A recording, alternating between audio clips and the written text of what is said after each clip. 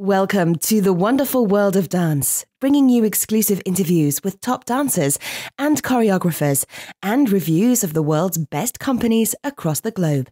You can find lots more on our website at thewonderfulworldofdance.com. Hi, this is Savannah Saunders from The Wonderful World of Dance, and today I am thrilled to introduce Valerie Ebuwa, who's a dance artist, deviser, teacher, writer, and model. Her work incorporates hip-hop, African, dancehall, jazz, and other movement forms such as yoga and capoeira. She's also taught and performed internationally and has been awarded the Young Stoff Award at the Stockholm Fringe Festival. As well as her own blog, Valerie writes for I Am Hip Hop magazine, a printed and online publication champion the hip hop culture. What we're going to be talking about today is not just Valerie's career, but also about the work that she's been doing with a really important platform called Woman SRSLY, which is a female-led performance platform which champions bold new performance by female-identified and socialized female artists through platforms and networking support. Now, hi, Valerie. That was a bit of an intro. Sorry, I had a long one. Thanks so much for joining us. No, thanks for having me. So it sounds like you've had quite a busy week. You've been over at the Barbican, is that right, this week? Yes, that's correct. Tell me what you've been working on over at the Barbican. So I'm a part of a dance company called Rhiannon Faith at the moment, and the piece that we're doing at the Barbican, it's part of their festival, which is called The Art of Change, and it's a piece called Smack That, a Conversation, and it's about domestic abuse. Wow. It features, it's pretty rough. It features 3 dancers and 4 beautiful, amazing survivors of domestic abuse. And it's this piece that's kind of, it tells you the facts and the figures about domestic abuse, and then also, kind of champions us as women, as survivors, and showing that, we can kind of get through anything. So it's been a tough one, but I'm very, very thrilled to be at the Barbican. Yeah, absolutely. Not just a great space, but what an important subject and an important piece of work to be involved in. Indeed. And how did you get involved? I feel very privileged. Yeah, how did you get involved in this work? So a good friend of mine, who's also a part of Women SRSLY, called Claudia Palazzo. She was supposed to be in the piece, and she forwarded me an email about an audition. And at the time, it was like this. It was like January, February last year. And at the time, I was a bit like, I've been performing too much. I don't know whether I can take on another project. And then she was like, no, have a look at this. And then, the description just kind of, it really spoke to me. At the time, they were still kind of awaiting Arts Council funding, and there was nothing to do with the Barbican or anything like that. And then the Barbican kind of caught wind of it. We had a share-in when the piece was, it wasn't even finished, it wasn't even made. And then straight away they were like, yeah, we want to book it for this festival.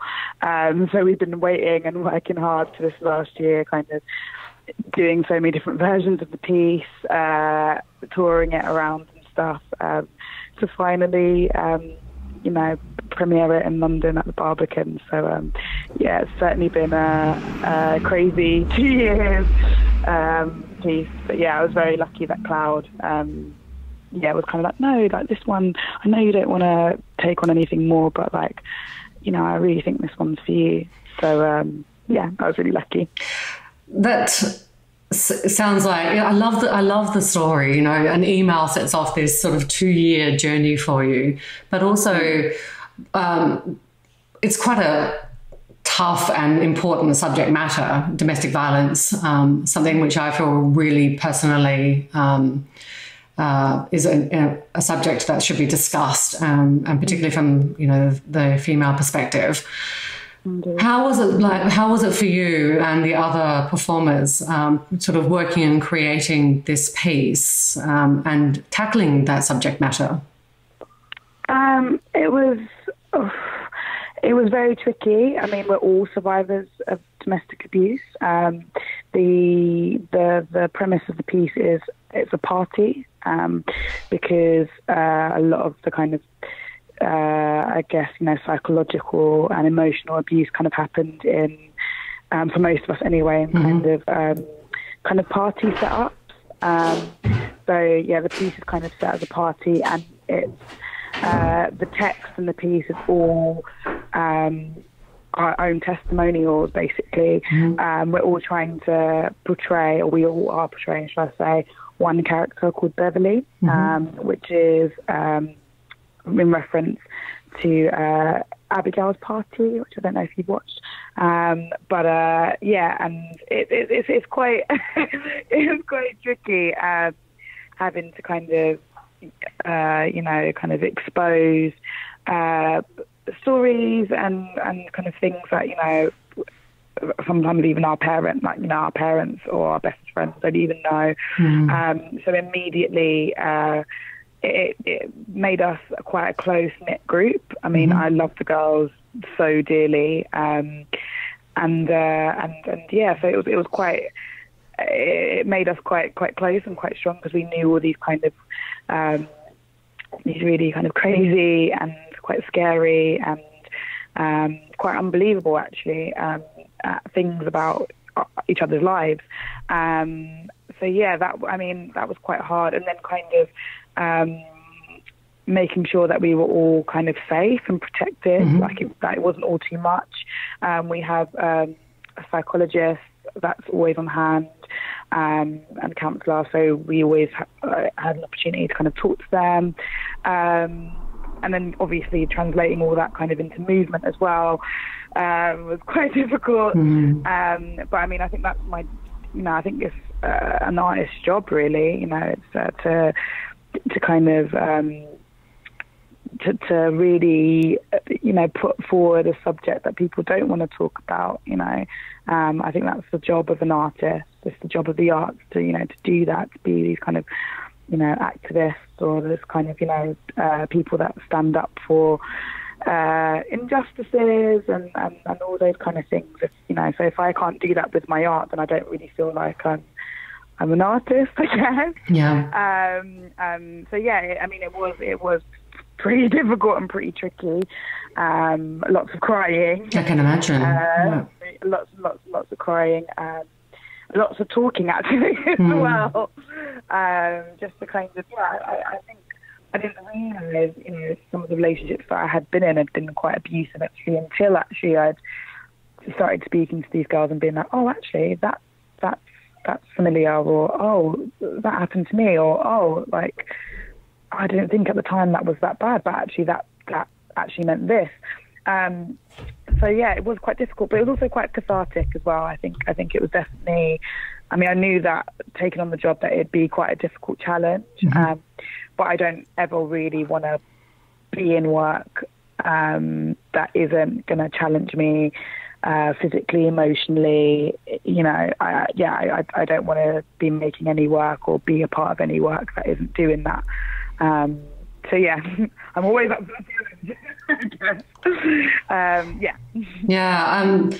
I sort of hearing what you're saying. It's sort of left me a little bit speechless, actually, because when we set about talking this evening, I had no idea we'd be sort of talking about domestic violence and the role of the arts to give a voice to the survivors and those who go through the experience. And like you, I grew up in a family where there was domestic violence when I was a young child. So not in my relationship with my wonderful husband. I better say that.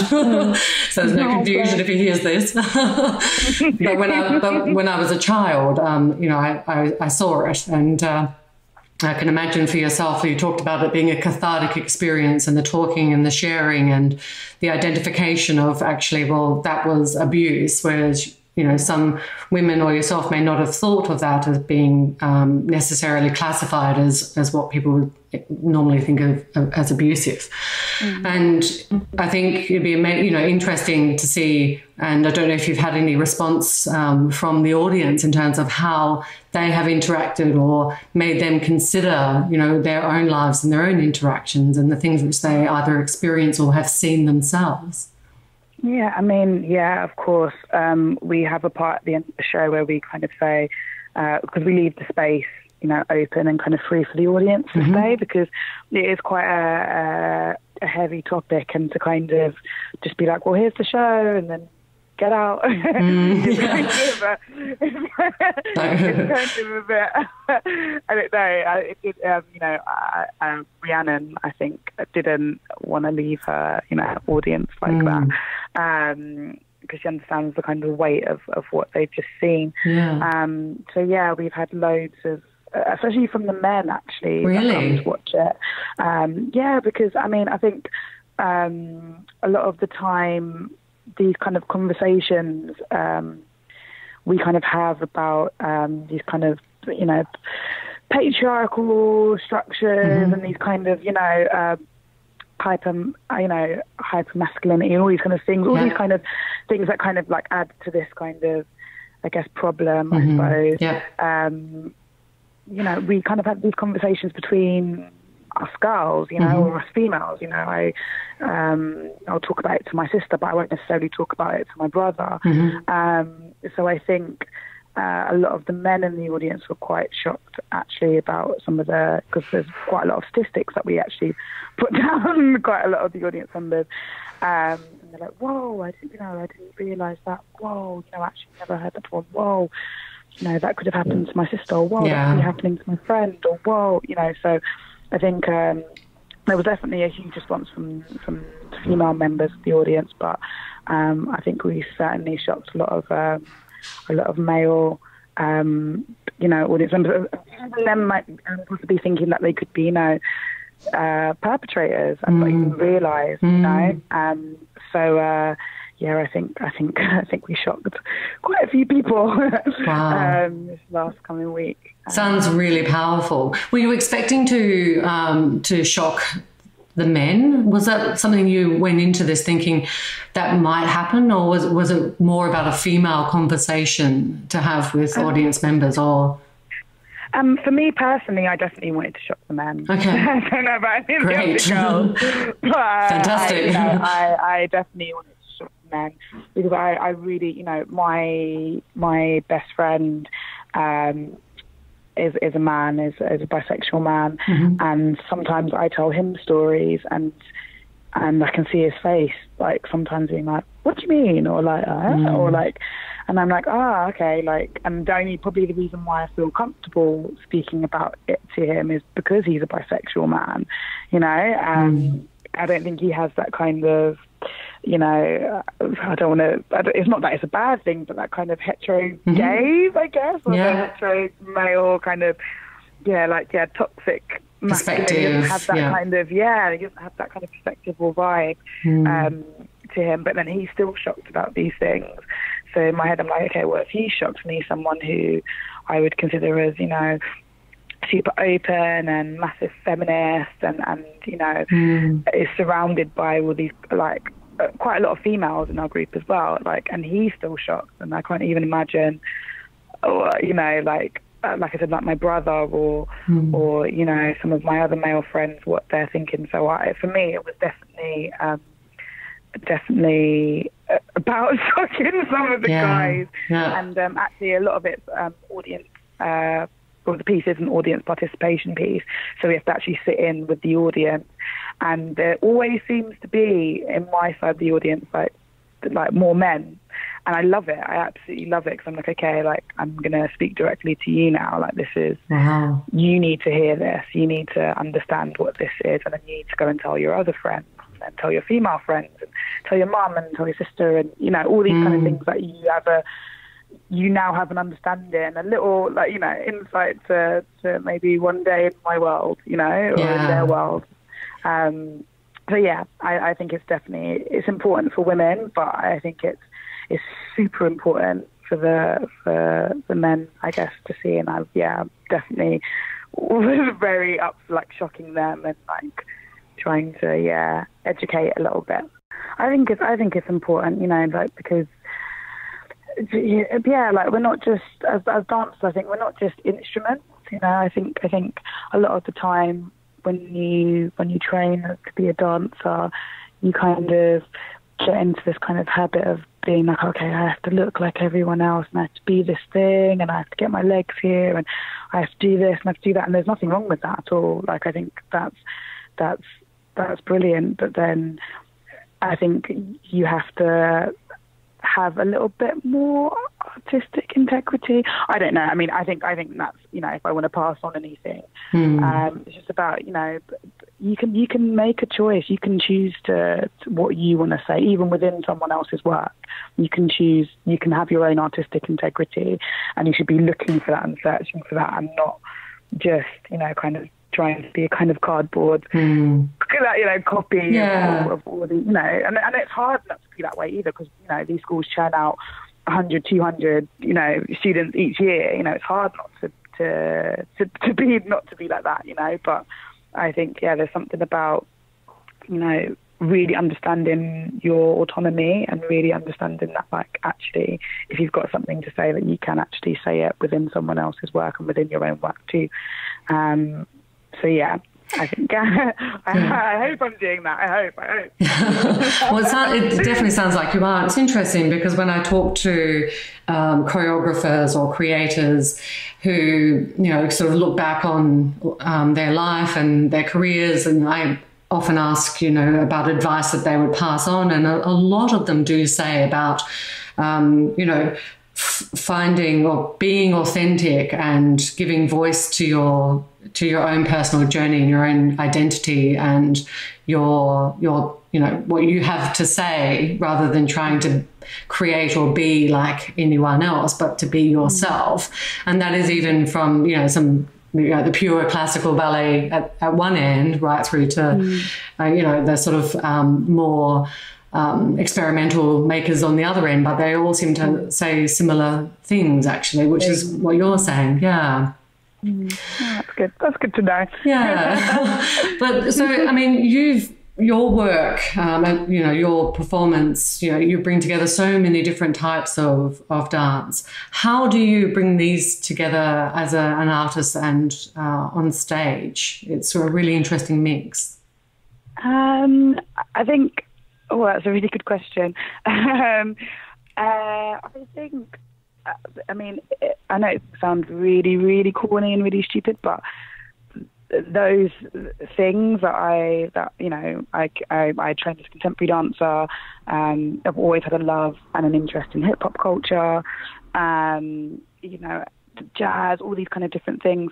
These things make up who I am as a person. So, and I feel like Valerie the person, or the personality or whatever, and Valerie the dancer is the same thing. So in order for me to be in anything, those things can't not exist, I guess. So for me, it's really simple. It's going to come out in everything that I do. There is always going to be, you know, if I hear a hip hop beat, there's always going to be a groove, you know. If I, you know, I'm in a room with contemporary dancers, I guess there's always going to be, you know, I guess that kind of vibe. But I think it's just being honest and being true to whatever it is that the choreographer or the person or whoever's employing you is asking you to do. And I also think as well that, you know, when I go to auditions or things like that, you know, they see what already is there, you know, and if people don't like that or don't want that or feel like they can't work with that, then they won't employ me. So yeah, I think you know, these things are always going to be embedded in my work, because that's who I am as a person, and who I am as a person is exactly who I am. Exactly who I am, as an artist. But then it's also I think about the people that decide to employ me, what they're interested in too. You know, and I think they might see a side of me that they're like, oh, okay, like I can work with that, and I want to take on that thing. Or they, you know, I think quite a lot of choreographers, especially these days, you know, in terms of where contemporary dance is going, I feel like it is kind of moving or heading towards a more of a kind of street dance or hip hop, or, you know, there's definitely more fusions happening, you know, of recent times. So I feel like I'm quite lucky in that sense, because you know, I mean, I would never say I'm a hip hop dancer. I'd never say that. I'm not. You know, I didn't train as Boy Blue, and you know, not, you know, super technical in you know, popping and locking and breaking and all these other things. But I definitely have an understanding and knowledge about those styles, and my knowledge of those styles I combine or I use with my knowledge of my contemporary training, because that's my base. So I think, you know, I've just been quite lucky, I guess, in this kind of like modern day and age of where like kind of contemporary dance, I guess, is kind of going, and that it kind of plays to my to things that I'm already quite strong at, or things that I'm already interested in. But yeah, I think I'm always gonna, there's always gonna be a kind of mix or blend of my interests, because I think even when I was training as a contemporary dancer, that was always quite prevalent in my movement vocabulary, my quality as a performer, and London Contemporary Dance School took that on, knowing that, you know, they auditioned me and they saw that and they took that on. So yeah, I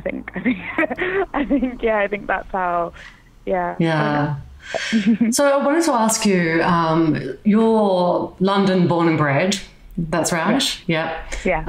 East London, and I think, yes. Yeah, you're right. Yeah, and I just wanted to ask, you know, you talk about your training that you had with the London Contemporary Dance School and what they saw in you as the person and the individual, and, you know, the differences even within yourself.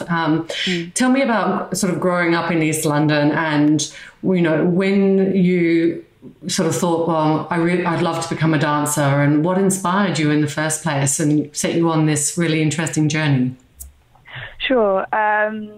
So yeah, I was born and raised in East London. I come from a place called Forest Gate, which is right next to Stratford. Generally, people don't know where Forest Gate is, but it's right next to Stratford.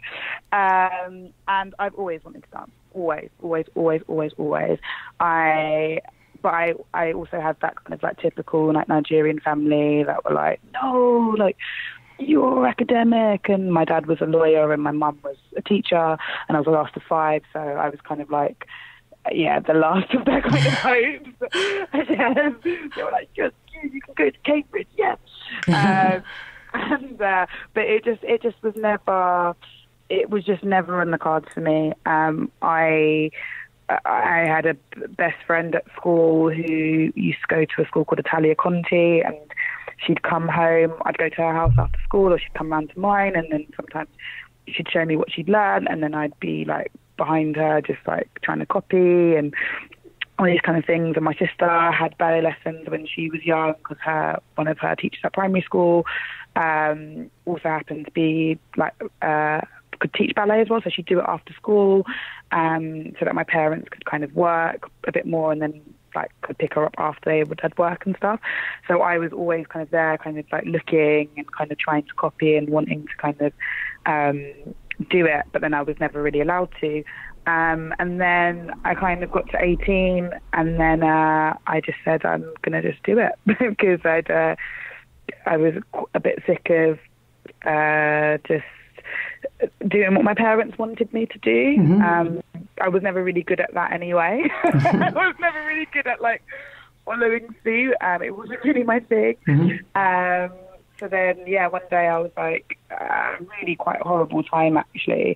I decided I was so scared about like what my parents would think. No, I didn't tell my parents that I wasn't going to university straight away until the day that I got my A-level results. So I'd got all these fantastic results, and then my dad was like, cool, so like, yeah, UCL, or like, have you applied for like York, and have you applied for like Cambridge, and all these things? And I was like, oh yeah, Dad, actually I'm gonna go to Lewisham College because I want to be a dancer. And yeah, like it was just awful, like massive argument. My dad was so disappointed. My mum was really disappointed.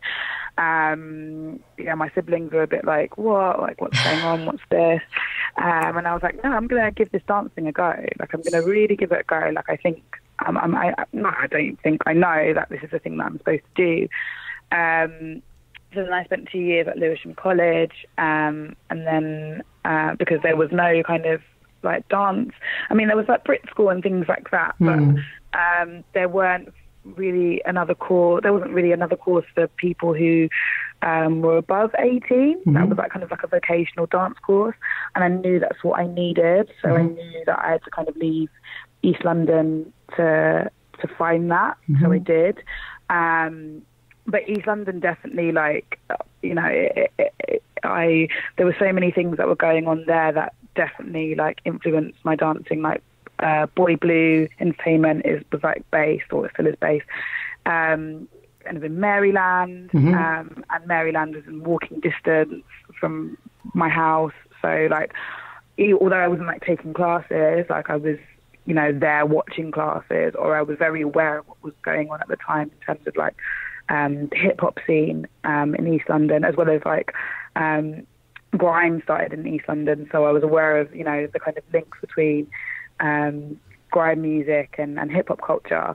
So that definitely had like a massive kind of effect on me as an artist. You know, I definitely was like, okay, I might not be like this kind of dancer or this kind of performer or into this kind of thing, but this definitely moves me. So yeah, like it was quite a tough 2 years after that, of kind of like really convincing my parents and also myself, I guess, as well, that like I was supposed to kind of do this thing. And actually it was in my second year at Lewisham College where I met Grace Nicol, who's like the creator and founder of Woman SRSLY, and that's when our kind of friendship and working relationship, well, that's where it started and that's where it came from. So yeah, a lot of kind of moving around and starting about. I, you know, spent 2 years in Lewisham, and then London Contemporary's based in Euston. So I spent most of my time training everywhere apart from East London. Just to kind of figure out what this kind of whole contemporary dance kind of vibe or contemporary dance thing was. But it was actually quite sad because at the time, I know now, like East London dances, I mean, they are, you know, quite rooted in hip hop culture.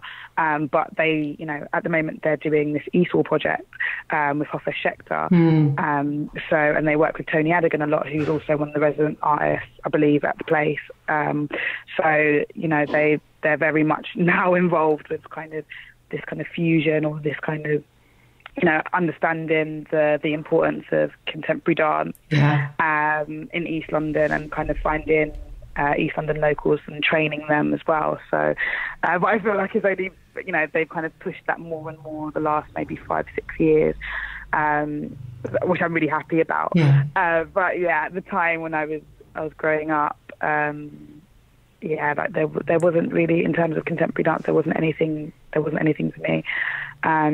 So I had to kind of move out.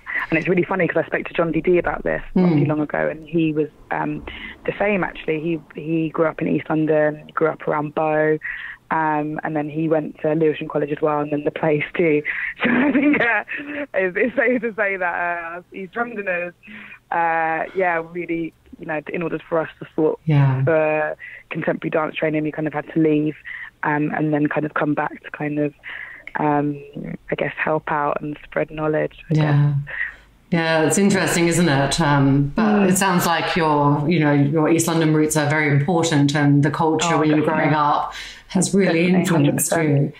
And like you say, now it's, you know, getting a really important platform, and where actually it's become its own sort of elevated culture, I guess, or more exposed, which is fantastic. I think the work they're doing is great. So tell me about the work of Woman SRSLY, or tell us about the platform. Oh, okay, so Woman SRSLY is a female-led platform. It's for female socialised or identified artists to come and present their work. Like I said before, it's created by Grace Nickel, but it's hosted by me, and there is a couple of panel members as well. So there's a group of 6 of us that all put on this quarterly platform in order to help female artists basically put on their work and get their work seen. And it came out from, I guess, Grace, bless her soul, her will and need to kind of put out her own work. But you know, as we know, with Arts Council funding and things like that, like, it's really, really hard, especially absolutely, for female artists, to kind of get funding for your stuff, and especially as well if, you know, if you've just moved to London and you're kind of starting out and not many people really know about you and all these kind of things. It's really hard to get your work seen. It's really hard to get your work funded. So I guess Grace was a bit sick of kind of like fighting, I guess, and trying to, like, you know, get her work seen and all these other things, that actually she just created her own platform. And it wasn't at all to get her own work seen, which is actually the beauty of it, I think. It was just to help out people like her, you know, that choreographers, makers, you know, that just wanted their work to be seen and to be accepted, and also to not, I guess, well, you know, I mean, we put our work out there to be judged, but to be judged in a safe environment as well. And for us as women to take ownership of our work, take ownership of our bodies, and take ownership of the space. You know, there's space for us in the arts community, but I feel like that there's these kind of, I guess gatekeepers, or these people that kind of, you know, if you're not kind of in with the clique, or if you're not in with the crew, if you're not in with gatekeepers, if you haven't got an in, then your work is either rubbish or, you know, just not getting, no matter how good it is, it's just not getting funded, or it's just not difficult to show. Exactly. So it was just about creating visibility, and yeah. So I think it was. I mean, Grace is. I've worked with Grace for the last 7 years. Toured with her in countless countries and done countless pieces with her, and mainly for free, actually. Oh, really? Yeah, because, I mean, we didn't have any money to fund it. We didn't have any, you know, we were just two kids kind of just trying to, you know, like, help each other out, you know. Like, I've always wanted to perform.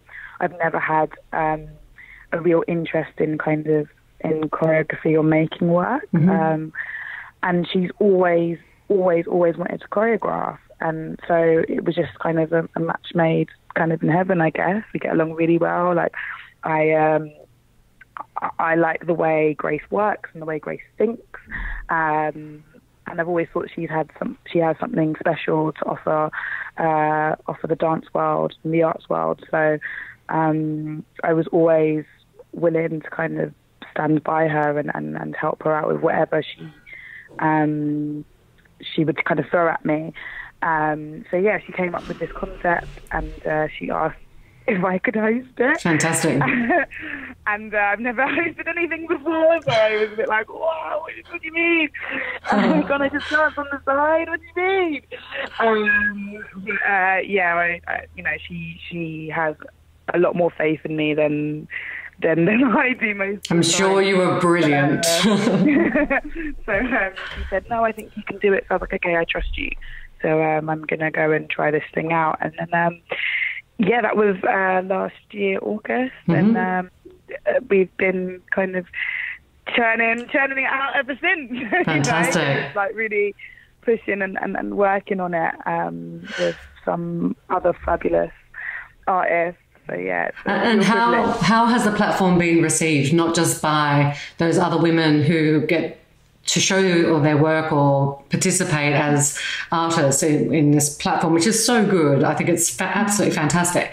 But also from the audience and from the industry, as you say, there are, you know, it's gatekeepers, funding's difficult, you know, the challenges that all emerging artists face, and particularly female artists, which we've talked quite a bit about on this show over the time.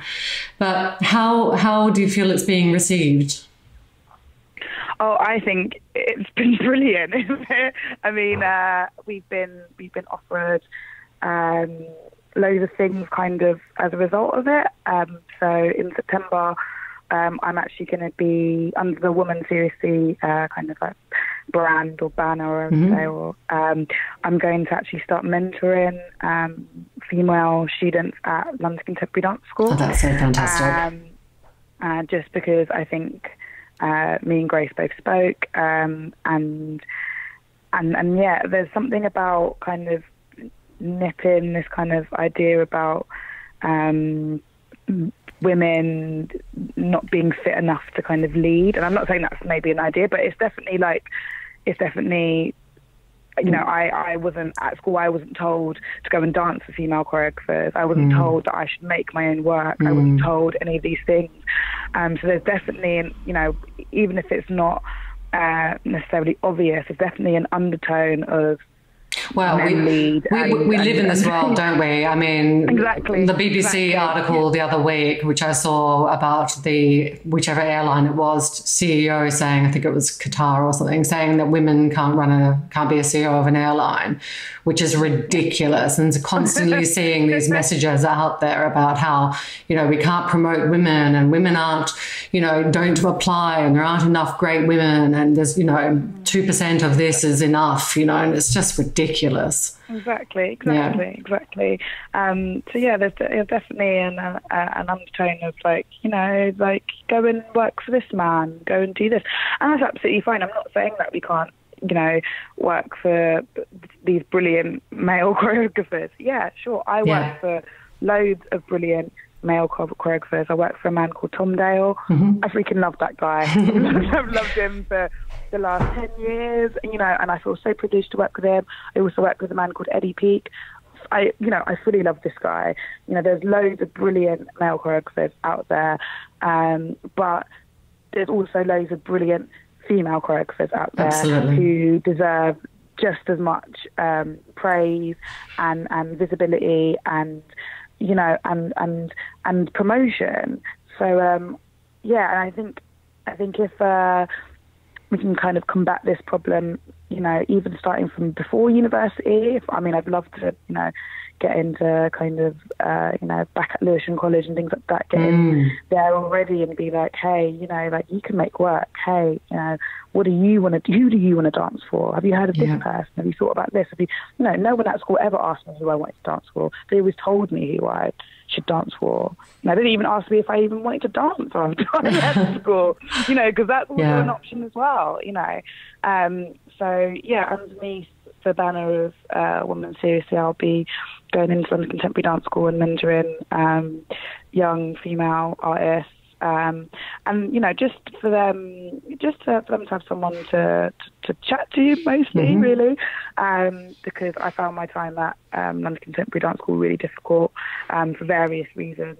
And I wished actually I did have someone who was kind of in the school, but kind of also kind of not really staff. You know, like someone who's, you know, like impartial, maybe, or someone like, who's not connected so much. Exactly, because, you know, I'm definitely not, you know, I'm not saying that this happened, but I'm definitely not going to be in the staff room chatting to the technique teachers about so and so and how high they can get their legs or how rubbish they are at picking up material. You know, I'm not really interested in that at all. I'm interested in what the students want, because at the end of the day, they're the ones who are paying for the degree. They should be able to get what they need out of it. And empowering them. Yeah, like I want to. That's what I want to do. That's what I'm hoping to do. So yeah, I think that's just one of the things that have come out of Woman SRSLY. But again, like just, you know, people I mean, the last platform that we had in April at the Yard Theatre, we had a young baby on stage, and there was a piece with this mother, and she was making this piece about how hard it is to, you know, put her baby to sleep when she's trying to perform. So this whole performance was about not waking up this baby that was on stage, and it was just incredible. Wow. Like, the fact we got, you know, because people don't program work like that. You know, it's hard to get childcare for you know, young or older even, so artists, you know, artists who are mothers, you know, which companies, which theatres, you know, which organisations are providing the help for that. No one. You know, where is this work being seen? Nowhere. And I know this because I'm a part of that scene. I'm performing at venues, and I'm also going to go watch work. And so yeah, like the feedback has just been, you know, absolutely incredible. We had another disabled artist who has chronic fatigue, you know, and she makes videos about her illness, and she never gets her work shown anywhere because it's really hard for her to obviously, you know, approach theatres and things like that. And, you know, also, you know, as with her chronic fatigue, she can't often leave her home or leave her bed, and, you know, she has social anxiety and things like that. So getting her work seen was super important. You know, I think it's super important to empower, you know, disabled artists, artists of colour, you know, LGBTQ artists, trans artists. You know, like it's so important to have a space, and a safe space. It's so important that the space is safe for these people to present their work. Otherwise, you know, you'll find that we'll have the same kind of work being shown, which is fine. It's great. I mean, you know, don't get me wrong. I love going to Sadler's Wells, and I love going to go see Akram Khan. And I love what these people do for the arts, and I love what they do for the community and on all these other things, you know, and I can't sit there and act like I'm not a part of that community as well. You know, I was at the National Dance Awards this year because one of the companies that I'm in was nominated for an award, you know, so I know that I fall into that category of dancer or artist, you know, that does get funded, and that does, you know, that can be at Barbican and that is at Sadler's Wells, and that is performing and is doing all these things, but it doesn't mean that, you know, if anything, I should be helping artists that aren't on those stages get their work seen and help promote them. That is my duty as an artist, I feel like. So yeah, I think Women SRSLY, the feedback that we've got, because we have feedback sheets as well, also forms at the end of every show, and we get feedback from the theatres that we work at as well. Yeah, it's definitely been brilliant. We also put on a night with Lady Beard magazine as well, where the Women SRSLY artists and panel members actually got to show their own work as well, because we're also makers as well. So that has also been really nice, because people have been like, oh, what about what you guys do? Share, you know, like it's been really great. You know, like that wasn't ever the intention. It was always just to eliminate this problem of female artists struggling to get their work seen, struggling to get funded, and struggling to get support. We want to be a support network for, I mean, not only just female artists as well, but mainly female artists. Yes, I want to be a support network for them, you know, if I can be of assistance, because there was, you know, I didn't get to where I am as well on my own either. You know, it's through people like Grace and you know, Cloud, who's also a panel member as well, Becky Namgals, who's also a member, Alice White, Holly, you know, all of the lovely women that I work with. You know, we haven't got to where we are on our own. We've all helped each other. We've all provided, you know, like a way, a sisterhood, you know, a network for each other to thrive.